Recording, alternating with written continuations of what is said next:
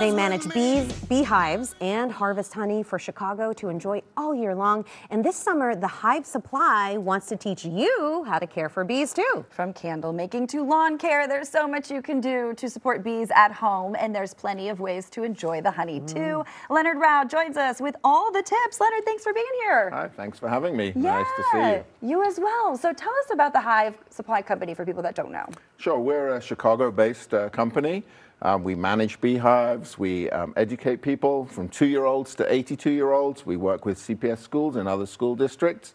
We also produce our own honey, and we make candles and beeswax wraps and help teach people what to do when they're around bees, but also what to do to help the bees to thrive here in Chicago. Okay, Leonard, you are our bee guy. I love that. Thank you so much, because I feel like there's been so much in the news. We've just talked about it today. Cicadas are everywhere.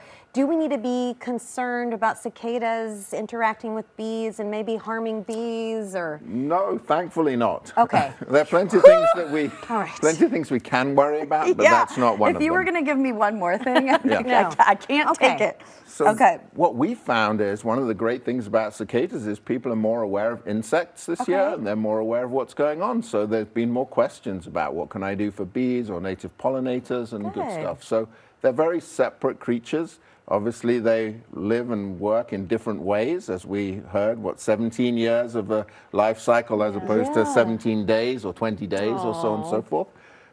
So, you know, observe, look at what's going on in your backyard, think about ways and things that you can do maybe to help the different insects that make up the diverse ecosystem that we live in. So. And if you're interested, anyone interested at home in being a beekeeper at their home, there are ways to do that, and you guys sell those products as well. Yes, we do. So we have a few things here that we can show you. So basic kind of Langstroth hive, which is this kind of style of hive, is how you can get started. What's wonderful is, you put frames like this that are empty into the beehive, you put the bees in, and then the bees get to work and do what they need to do to make this lovely and delicious honey. You make it sound so easy. You put the bees in. Like, what does that entail? Am I buying bees, or they just show up? Or? So, yeah, well, sometimes they just show up, but then we get a call, swarm. So what you can actually see on screen there is we buy our bees, and we sell bees, and they come in what we call a package. So that's about 3 pounds of bees, about 10,000 bees in number, a queen in a cage, and a can of food.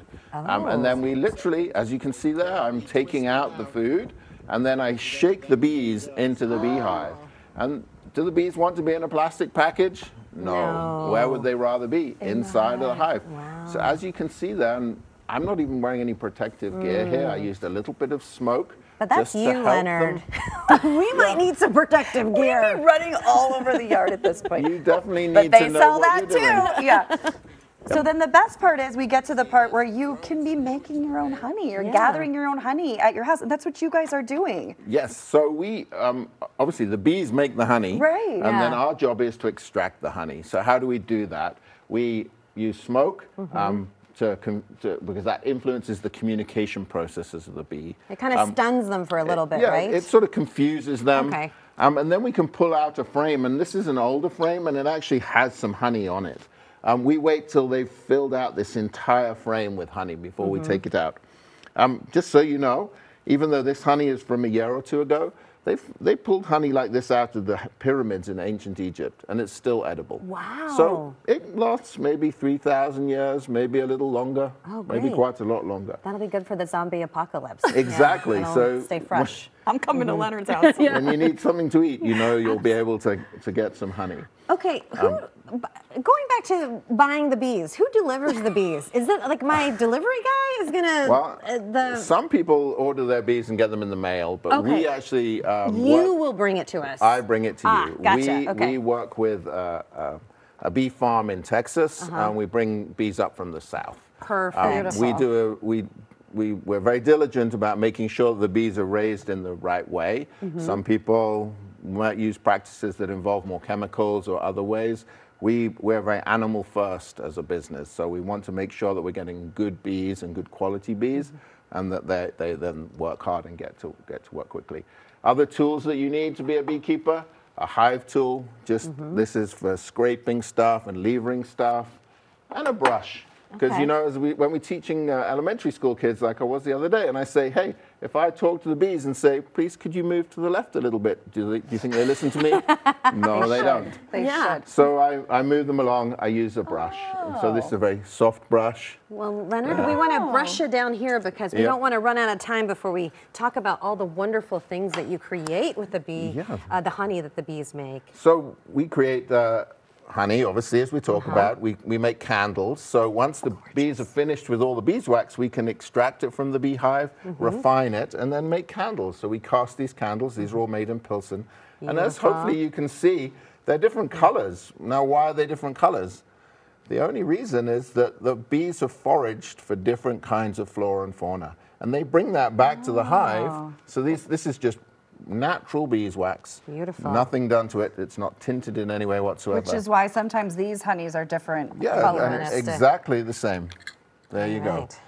Now, And I love that all the labels say kind of the neighborhood. Yes, exactly. Where That's the really bees cool. are from. Sister Lakes. yep. So we're a hyper-local business, and yep, feel free to going for try this. some honey here. So we believe in being so local that we write on the jar, on every jar, where it actually comes from. And So Leonard, it's okay when your honey it hardens and crystallizes like this in the Absolutely. jar. Like, Yes. is there anything you have to do to like loosen it up? now, or if no? you want it to return back to liquid form, all you have to do is put it in a bowl of warm water. Warm it up. Don't overheat it, because if you overheat it, then it breaks down some of the great things, some of the good qualities of honey. Now, if you want to use a new spoon each time, just Yes, I from will. Don't worry. you can try the different honeys, and then you know, these honeys are from last year, because obviously the bees are making the honey right now. You know, we're at the beginning of the season, so they're out foraging, they're collecting pollen, which is a really important source of protein that they need to feed their young, and nectar, which they then turn into honey. Well, and so- Franklin Park tasted delicious, I have to tell you. That was a Franklin Park honey. This was all good. Leonard, So Leonard, a we're lot, already a lot out of of- linden and locust in Franklin Park. So that's Beautiful. a common tree, and that's actually the illustration on our label. So Beautiful. Oh, it all comes Leonard, together. We're already out of time. But listen, for more information, because I mean, this is a wealth of knowledge here, just head to thehivasupply.com or find them on Facebook and Instagram.